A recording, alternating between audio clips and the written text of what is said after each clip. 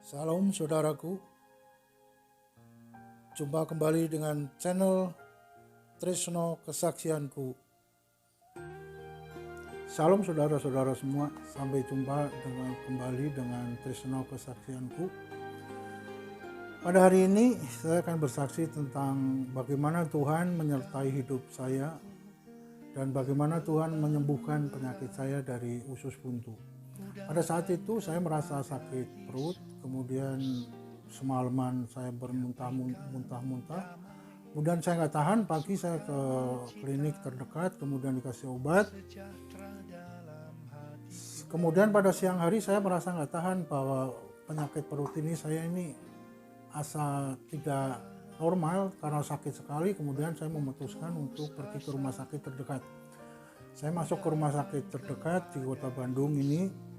Kemudian dari hasil pemeriksaan di rumah sakit tersebut bahwa mengatakan ini harus ada tindakan lanjut untuk pemeriksaan lanjut, karena pada hari itu, hari Sabtu, saya harus disarankan untuk menginap, jadi rawat inap. Kemudian saya rawat inap pada hari itu, kemudian saya diperiksa, dites darah, apapun yang diperlukan untuk laboratorium saya diambil semua pada hari itu juga. Kemudian saya malamnya saya masuk ke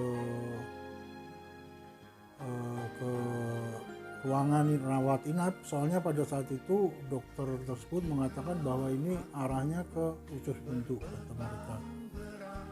Dan ini harus ada tindakan yang lebih lanjut lagi. Untuk memastikan itu harus di lab dulu. Jadi pada malam itu saya nginep di rumah sakit tersebut. Kemudian ada kejadian pada malam itu, saya merasa kencing di kamar mandi. Sebetulnya nggak boleh kencing di kamar mandi karena udah pasang infus sama sini, saya udah pasang infus. Tapi saya karena nggak biasa jadi terpaksa harus kencing di kamar mandi. Itu ternyata saya kencing di sana udah keluarnya bukan kencing lagi, keluarnya itu darah. Saya bingung, kemudian saya berdoa sama istri saya ketika malam itu, mohon petunjuknya bagaimana tindakan selanjutnya. Kami serahkan apapun yang terjadi, kami serahkan kepada Tuhan gitu kan. Kemudian pada pagi hari saya nggak dikasih makan, siang hari nggak dikasih makan. Saya merasa ini ada apa aneh ini. Saya merasa lapar kan, karena kemarin dari Sabtu itu saya seharian udah nggak masukkan nasi karena muntah terus. Kemudian saya tanya ke dokter, ke suster yang ada juga mengatakan ini perintah dokter, hanya perintah dokter gitu aja. Saya nggak begitu kenapa saya gitu. Ternyata pada sore harinya itu datang dokter ahli bedah. Dokter ahli bedah mengatakan bahwa Anda nanti malam atau besok harus dipersiapkan untuk operasi usus buntu, kata dia. Saya bingung, waktu itu juga keluarga nggak ada yang ngabarin ke saya bahwa saya akan dioperasi ya. Kemudian nggak ada dari keluarga, nggak ada tanda tangan, nggak ada yang apa ya. Jadi saya merasa aneh gitu di situ. Kemudian waktu itu dokter itu datang, kapan mau nanti malam atau besok pagi mau disiapkan ruang operasinya untuk operasi usus buntu. Di situ saya mikir juga, karena memang pada pagi dari siang itu saya udah merasa lebih enak. Kemudian saya mengajukan, apakah boleh dok nanti kalau saya tidak operasi pada saat ini. Dia marah ke saya, kata dia bahwa ini adalah perintah dokter siapa waktu itu namanya siapa saya kurang jelas, sebutnya dokter A ya. Ini yang memerintahkan adalah dokter A. Jadi dokter A itu analisanya itu tidak pernah meleset. Jadi kalau dia yang memutuskan itu pasti didukung oleh lab-lab yang semua yang sudah ada bahwa bapak itu harus dioperasi. Tapi saya tetap nggak mau karena merasa udah enakan, udah sehat ya. Kemudian dokter itu marah. Kemudian dia marah, dia tunjuk itu perut saya dengan tunjukan yang marah, ditarik ke bawah. Saya pikir saya juga sebagai pasien berhak untuk protes gitu, kenapa tindakan dokter seperti itu gitu loh. Saya protes saat itu, protes, ya boleh dok begitu, cuma jangan kasar lah istilahnya, saya pasien, saya bilang gitu. Iya karena dia minta maaf karena dia memang emosi gitu ya. Ya seemosinya gimana kan tetaplah saling menghargain ya. Dari situ saya udah nggak respect gitu. Kemudian dia tetap marah. Kebetulan waktu itu dia membawa beberapa orang anggota, mungkin dia anggota yang praktek yang calon-calon dokter ya. Soalnya dia bilang begini, ini lihat anak buah saya, jangan sekali-kali ngasih obat penyakit penahan sakit kepada pasien. Ya memang sebelumnya saya sudah cerita ke dokter itu bahwa riwayatnya saya itu kemarin ke klinik kemudian dikasih obat ini, oh ini adalah obat penahan sakit gitu ya. Jadi dia tambah marah di situ. Jangan sekali-kali ngasih obat penahan sakit, jadi nanti pasien seperti ini, ngeyel orangnya katanya. Kemudian untuk membuktikan hal seperti itu, kemudian dia panggil susternya nggak tahu membawa sesuatu. Kemudian saya disuruh miring. Kemudian ternyata dia bawa sarung tangan, kemudian pakai sarung tangan. Maafnya ini ternyata saya suruh miring dimasukkan ke dubur saya. Seharusnya logikanya kalau orang tidak minum obat penahan sakit itu dicolok itu merasa sakit. Dia mengatakan seperti itu. Nah, dia bilang untuk itu karena saya nggak merasa sakit, saya lebih ini ya, jadi lebih tenang bahwa ini salah analisanya gitu.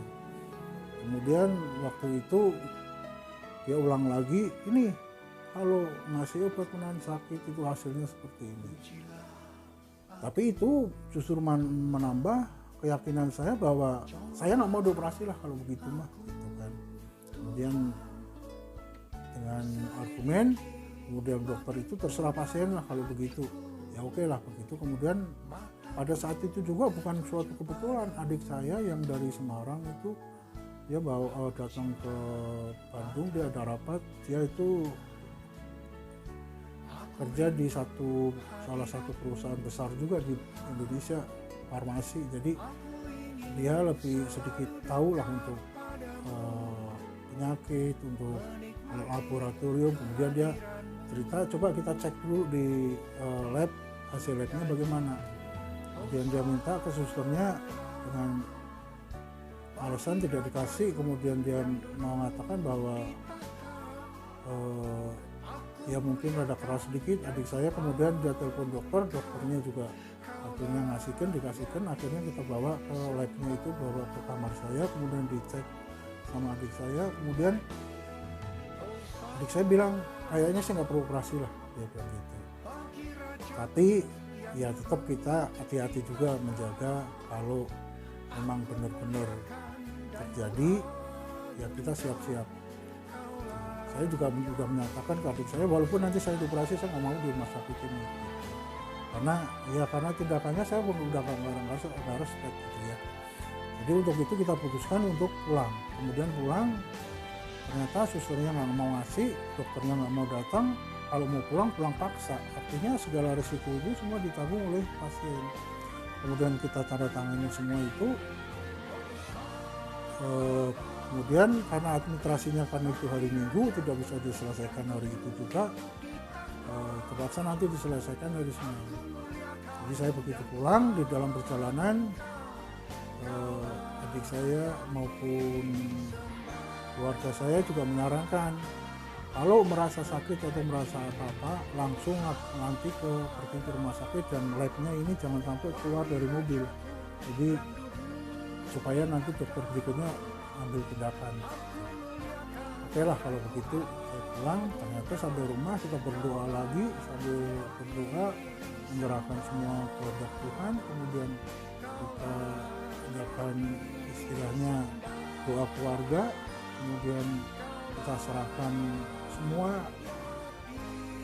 mohon petunjuknya bahwa apakah keputusan saya ini benar, apakah keputusan ini salah. Saya mau selalu berdoa kepada Tuhan bahwa kami serahkan semuanya apapun yang terjadi, karena kami tunduk akan segala perintah Engkau.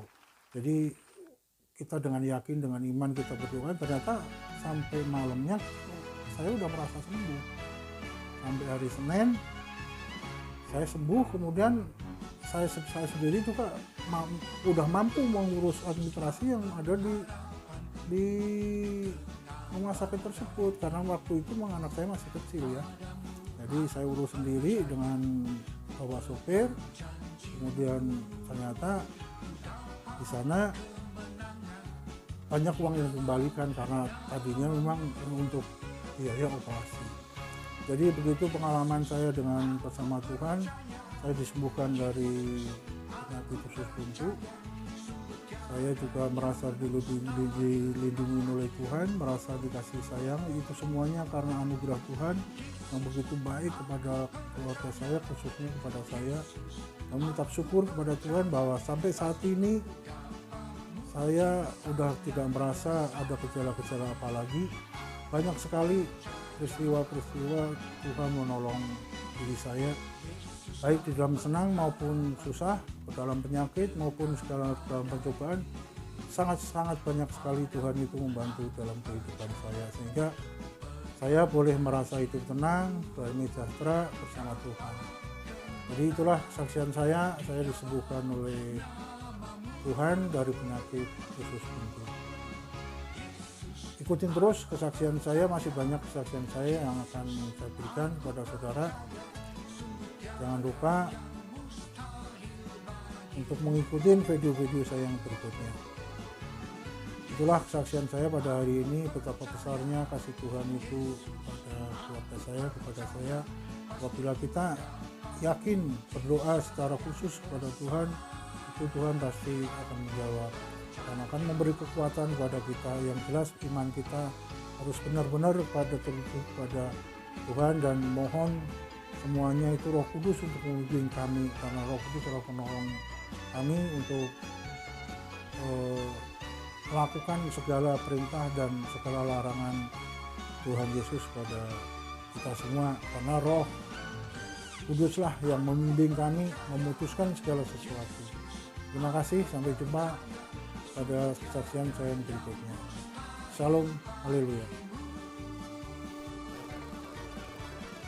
Jangan lupa like dan subscribe video ini agar menjadi berkat banyak orang, dan jangan lupa nyalakan loncengnya agar tidak ketinggalan dengan video-video saya berikutnya.